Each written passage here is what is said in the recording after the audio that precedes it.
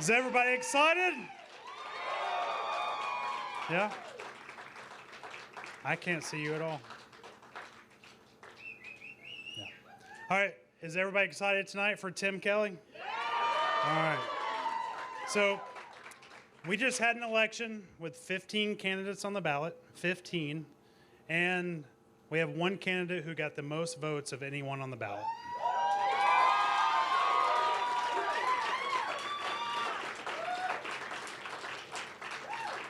So we are very excited about tonight, and we're very excited about all the support from all of you. And on April 13th, with all your support, we will have a new mayor, and it will be Tim Kelly. So I'd like to introduce Jenny Kelly. And our next mayor, Tim Kelly.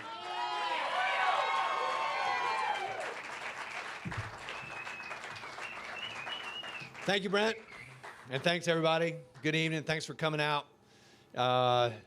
Look, this has been a crazy journey. When I began, hang on, I'm getting a phone call. Can't take it right now, sorry. Sorry, Carol, we'll call you back. Look, when I started this campaign, I knew it was not going to be normal. I've never run for anything before in my life. And so not having anything to compare it to, I was sure of one thing only, and that was because of the COVID pandemic, it was really going to be tough. And I was prepared for that. I love a challenge. Those of you that know me know I love a challenge. But I was not disappointed in the enormity of that challenge. It was really tough. And we're not out of the woods yet, by any stretch of the imagination. Look, our next mayor is going to be tasked with guiding our city out of this pandemic, ensuring that all of our neighbors have access to the vaccines we need to get back to normal, and jump-starting a recovery to build back our local economy stronger than before. The stakes are very high. Throughout this campaign, I've heard from so many families across the city that have lost dear friends, family, and loved ones. They are deeply missed. I'm going to ask that we pause for a moment of silence to honor their memories.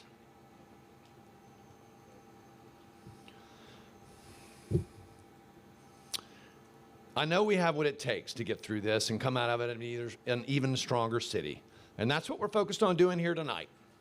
I want to start off by recognizing some dedicated Chattanoogans who I know believe the same thing. I've learned that one of the pleasures of running for public office is getting to know a lot of interesting people along the way, and I sure have, particularly people that share my passion for this city. Andrew McLaren, Chris Long, Dr. Woods, George Ryan Love, he goes by Ryan, just ask him, Councilman Oglesby, Chris Dahl, D'Angelo Davis, Robert Wilson, Lon Cartwright, and Monty Bell all did the hard work of showing up and sharing their vision for the city, and during a pandemic, no less.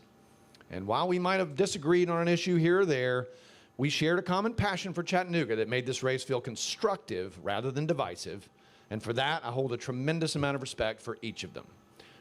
Though those Zoom forums got pretty grotesquely long at times with this huge field, I can honestly say that I learned something helpful from every single one of them.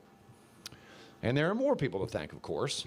Few people can say they've learned, they've served a community for as long and as well as Councilman Russell Gilbert. Russell got things done for the neighborhoods he represented, and anyone who needs a model for what localism in action looks like just needs to look at Russell's service on our city council.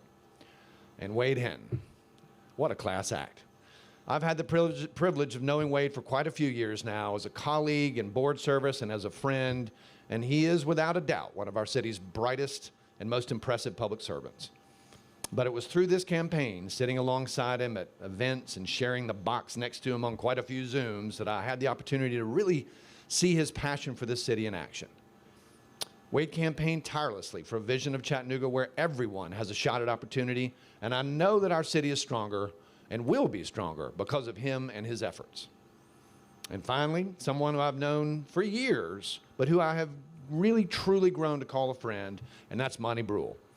Monty ran a truly extraordinary campaign, rooted in the community and grounded in the conviction that our city cannot afford to leave anyone behind. Monty ran on a vision that reflected the abundance of optimism that he has for our city. And his campaign punched way above its weight, and Monty himself was the undefeated rhetorical champion of all our forums. It was something to behold. His narratives were inspiring to so many Chattanoogans, and I can honestly say I was among them. The truth is, during the most exhausting spells of this campaign, it was often Monty's words that lifted me up and reassured me that we were fighting for something worthwhile.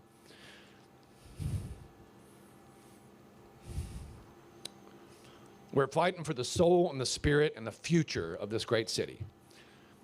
Chattanooga's greatest asset is its people. We're blessed with an abundance of community leaders willing to step up and put in the work to make our city the best it can be. And we need that spirit and we need that commitment more than we ever have. Folks, for nearly a year, we've been on this journey to bring Chattanoogans together. And thanks to each of you, we've achieved some incredible things. We knocked on over 12,000 doors and called over 40,000 people about the future of Chattanooga. Our campaign showed it was possible to run on bold ideas with a real, actual plan to put them in action. We brought Republicans, Democrats, and independents together to solve problems, something politicians in Washington would tell you is impossible. But here in Chattanooga, we know that it's possible and it's the right way to get things done. And finally, we did all this with optimism and hope for our common future in Chattanooga, rather than the cynicism and divisive negativity that has infected our national politics. We have a lot to be proud of, and let me tell you, I feel really good about where we're headed. We're going to win this campaign.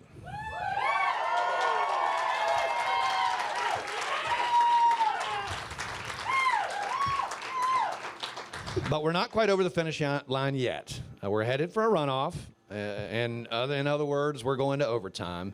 And I know from my long experience in the sports world that teams win in extra time only when they stay together, stay focused, and rise to the new challenge as one.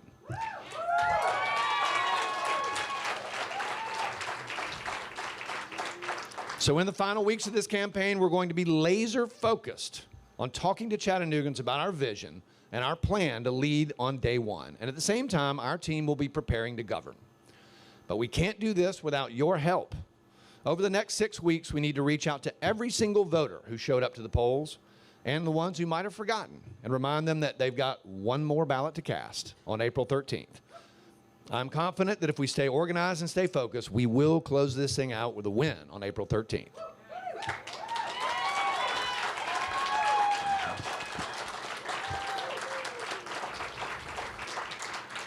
So thank you all for what you've already done. It's been an amazing journey. To my staff, thank you so much. You've made this possible. Without you, it would have been impossible, and I owe you everything.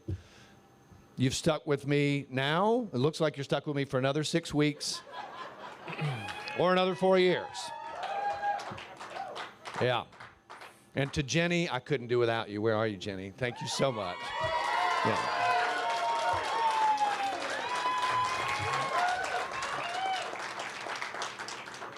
To my friends and my family, my kids, my boys are here somewhere. Thank you so much. I can't express enough how much your support has meant to me. It has literally held me up over the last, what has this been now, 10 months? I've done some hard things in my life, but this is right up there at the top. This campaign was built on the premise that Chattanooga can come together as one to take on our biggest challenges. It was always a big bet that we could overcome partisanship and divisiveness in service of a different kind of politics. And tonight's results show us that it is absolutely possible. So thank you. It's time to get to work to finish this job and secure Chattanooga's future as the greatest city in America, one that works for all Chattanoogans. Thank you and good night.